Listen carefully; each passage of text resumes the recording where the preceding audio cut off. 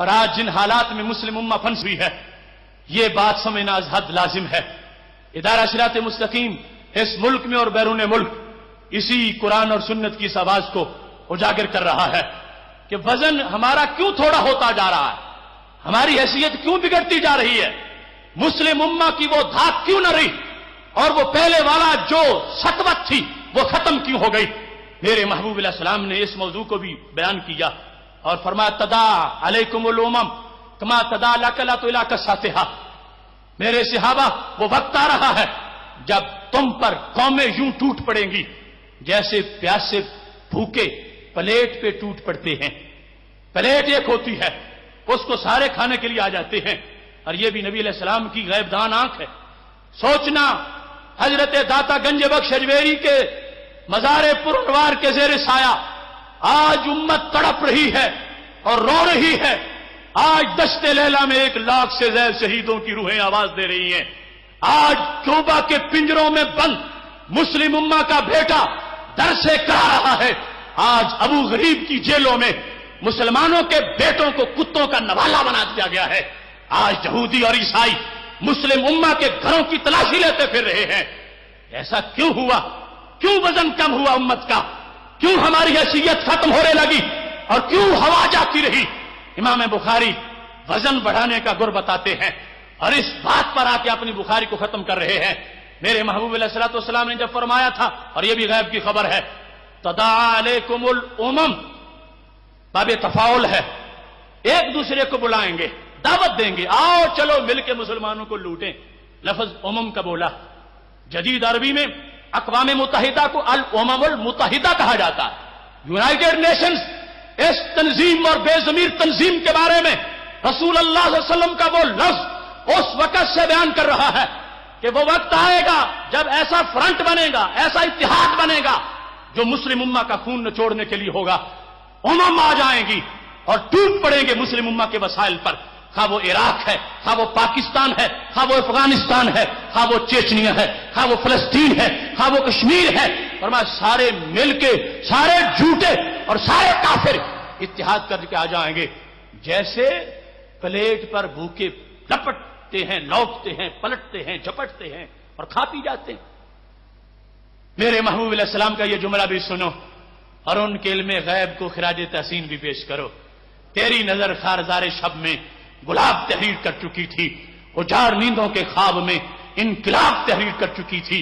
میرے ذہن کے فلک پر جو سوال چمکے تو میں نے دیکھا، تیرے زمانے کی خاک ان کے جواب تحریر کر چکی تھی۔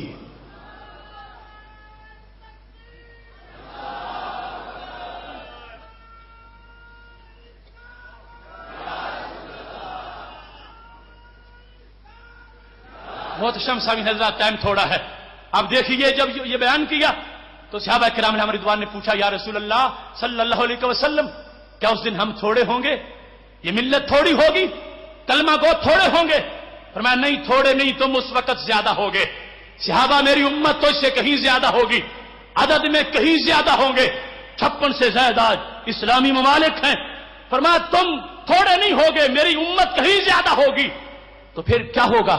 صحابہ نے پوچھا، ہم نکلتے ہیں تو دشمنوں کی نیندیں حرام ہوتی ہیں، ہمارے گھوڑوں کی آواز سے کیسر و کسرا کانپ جاتے ہیں، ہمارے سائے سے بھی شیطان بھاگتا ہے۔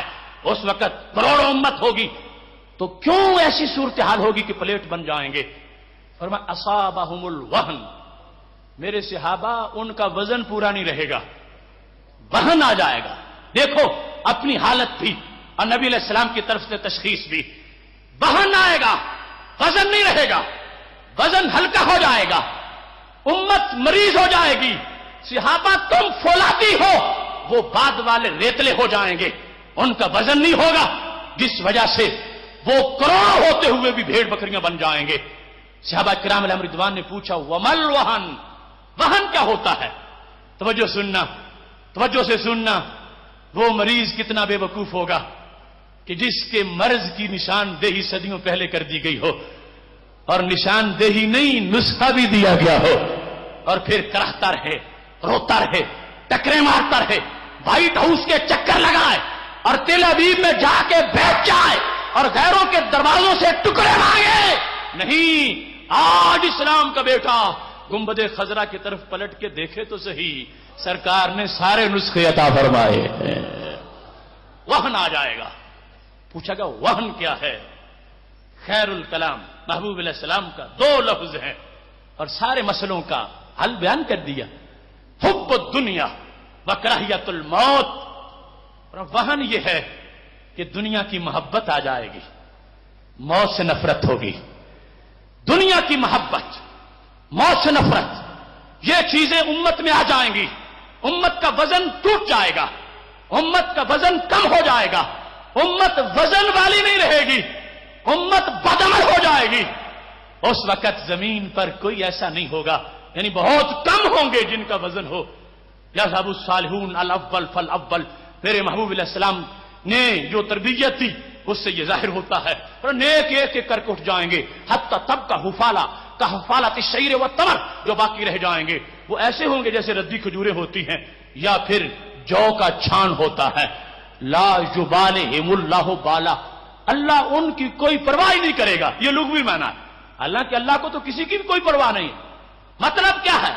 کچھ چہرے ایسے ہوتے ہیں جب وہ زمین پہ چلتے ہیں تو رحمتیں جھوم کے برستی ہیں، ان کی وجہ سے نبض ہستی گرم رہتی ہے، ان کی وجہ سے کائنات کا نظام چلتا رہتا ہے۔ محبوب علیہ الصلوۃ والسلام کے اس تربیت اور تعلیم سے یہ ظاہر ہوا۔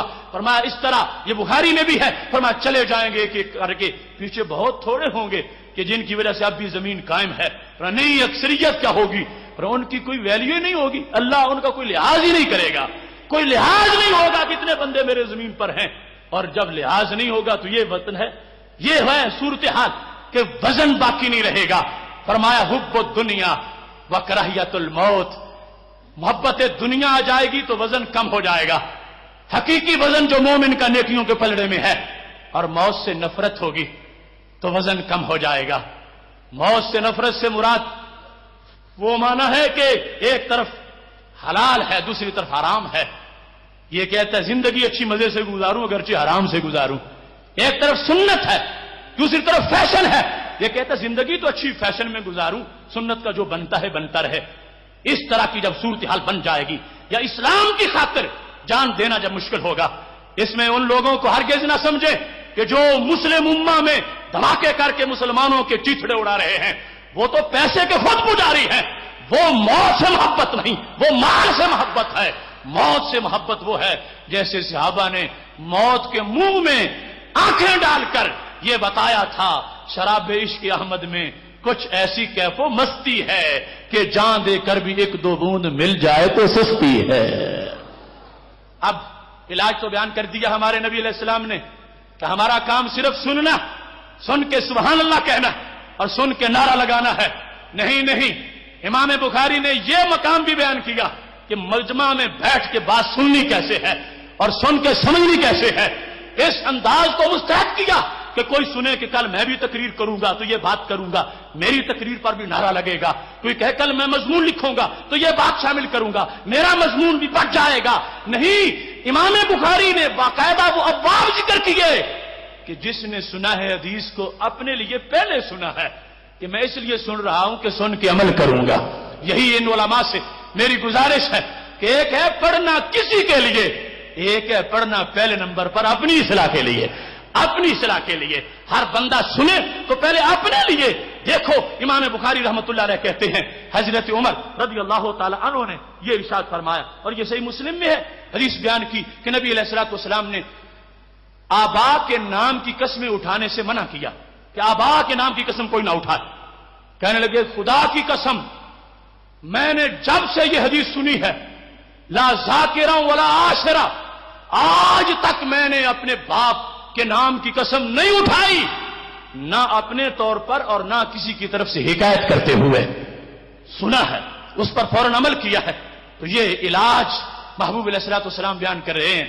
یہی منشور ہے ادارہ صراط مستقیم پاکستان کا، آتی ہے دمے صبح صدا عرش بری سے، کھویا گیا کس طرح تیرا نشترے ادراک، آتی ہے دمے صبح صدا عرش بری سے، کھویا گیا کس طرح تیرا جوہر ادراک، کس طرح ہوا کن تیرا نشترے تحقیق، ہوتے نہیں کیوں تجھ سے ستاروں کے جگر چاک، تو ظاہر و باطن کی خلافت کا سزاوار، کیا شعلہ بھی ہو سکتا ہے غلام خس و خاشاک؟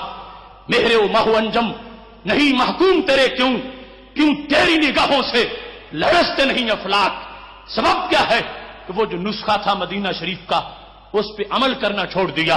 محبوب علیہ الصلوۃ والسلام کا وہ فرمان آج ہمیں دعوت دے رہا ہے کہ وہ پھر پلٹو، پھر لوٹو، اور ان مقدس آستانوں کا پیغام ہمارے لیے یہی ہے، اور اسی کو ہم اس وقت اس جگہ اجتماع کرنے کا مقصد بھی یہ تھا، اور وہ پیغام جو صدیوں سے چلتا آ رہا ہے آج جس سے منہ موڑا جا رہا ہے اس پیغام کو اجاگر کیا جائے۔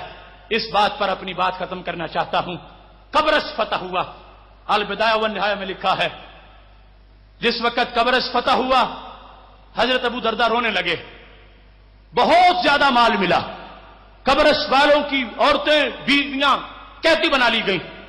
حضرت جبیر بن نفیر نے کہا ابو درداء آج تو دن بڑا ہنسنے کا ہے کہ رب ذوالجلال نے ہمیں کتنی بڑی شان عطا فرمائی ہے کہ آج اسلام کو عزت ملی اور اہل اسلام کو بھی عزت ملی، اور تم رو رہے ہو، یہ کوئی رونے کا دن تو نہیں؟ فرمایا سوچو وہی ہاکا تو تباہ ہو جائے، میرے رونے پہ تو نے تنقید کی، میں سمجھتا ہوں آج کا دن عزت کا ہے، اسلام کو بھی عزت ملی ہے، مگر میں روتا اس لیے ہوں کہ یہ لوگ ذلیل کیوں ہوئے ہیں؟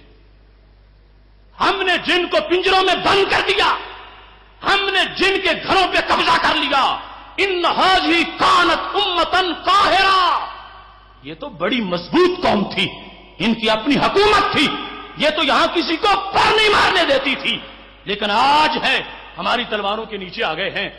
میں روتا اس لیے ہوں کہ کہیں مسلم امہ بھی یوں نہ بن جائے، میں اس لیے روتا ہوں۔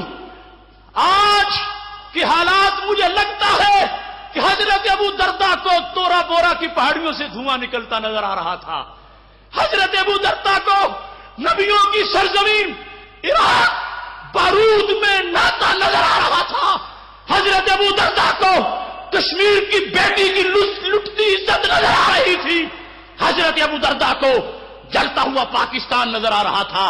فرمایا تم خوش ہو، میں رو رہا ہوں، کیوں؟ فرمایا یہ ذلیل کیوں ہوئے، سبب اس کا کیا ہے؟ فرمایا یہ امت قاہرہ تھی، لما ضیعوا امر اللہ، جب یہ رب کے نافرمان بنے، رب کے سرکش بنے، رب کے بگاڑے بنے، اللہ کے سامنے اکڑنے لگے، رب کے نظام کو چھوڑا اور رب کے دین کو چھوڑ کر جس وقت یہ مقابلے میں آئے، اللہ نے ان کو جانوروں کی طرح بنا دیا، آج ہم نے پنجروں میں ان کو بند کر دیا ہے۔ اے جبیر بن نفیر، مجھے امت کے بارے میں تشویش ہے کہ کل کہیں ایسے نہ ہو کہ یہ امت بھی اسلام کا عمل چھوڑ جائے، شریعت مطہرہ چھوڑ جائے اور اسلام کے احکامات کو پس پش ڈال کر فیشن کا کلمہ پڑھ لے، گنبد خضرا اور حرم پاک کے نور کو چھوڑ کر واشنگٹن کے چکر لگانے لگے۔ مجھے اس وقت کی ہلاکتوں پر رونا آ رہا ہے کہ کہیں یہ امت بھی ایسے ذلیل نہ ہو جائے جن کاموں کی وجہ سے آج قبرص والے ذلیل ہو رہے ہیں۔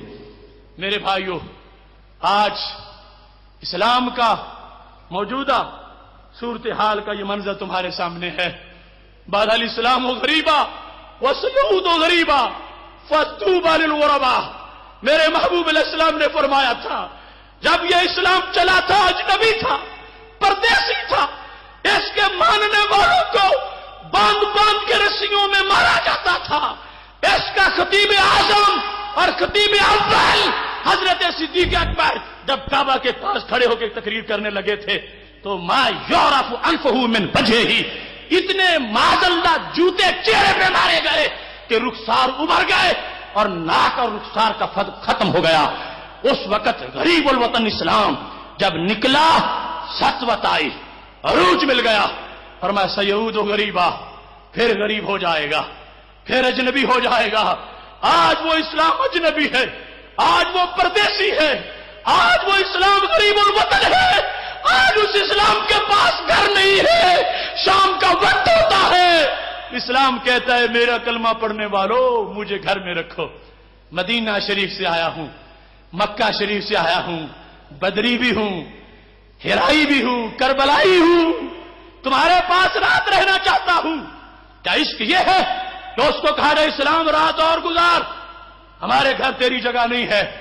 تو کل اسلام بھی نہیں پوچھے گا۔ اے ملت کے سپوتوں، اے داتا کے دیوانوں، ادارہ صراط مستقیم یہ چاہتا ہے کہ آج اسلام کو گھر دیا جائے، اسلام کو دل دیا جائے، اسلام کو دماغ دیا جائے، اسلام کے لیے اپنا گھر پیش کیا جائے، اسلام کو یہ باور کرایا جائے تو جی بھر کے ہمارے گھر رہ۔ وی سی آر نہیں چلے گا، ڈش نہیں چلے گی، میوزک نہیں ہوگی، سودی کاروبار کا لقمہ نہیں ہوگا، نماز قضا نہیں ہوگی، یہ باور کراؤ گے اسلام گھر میں رہے گا۔ اگر ایسا نہیں تو پھر اسلام شکایت کرتا رہے گا کہ کون تھے میرے ماننے والے اور کون تھے میرے متوالے، مجھے چھوڑ کے وہ کہاں چلے گئے ہیں۔ اس واسطے یہ سب سے بڑا اس وقت ہمارا چیلنج، ہمارے لیے چیلنج ہے، یہ پڑھنا پڑھانا مدارس میں اور عوام تک اس بات کو پہنچانا اس مقصد کے لیے ہے کہ دین کو گھر دیا جائے اور دین کو آباد کیا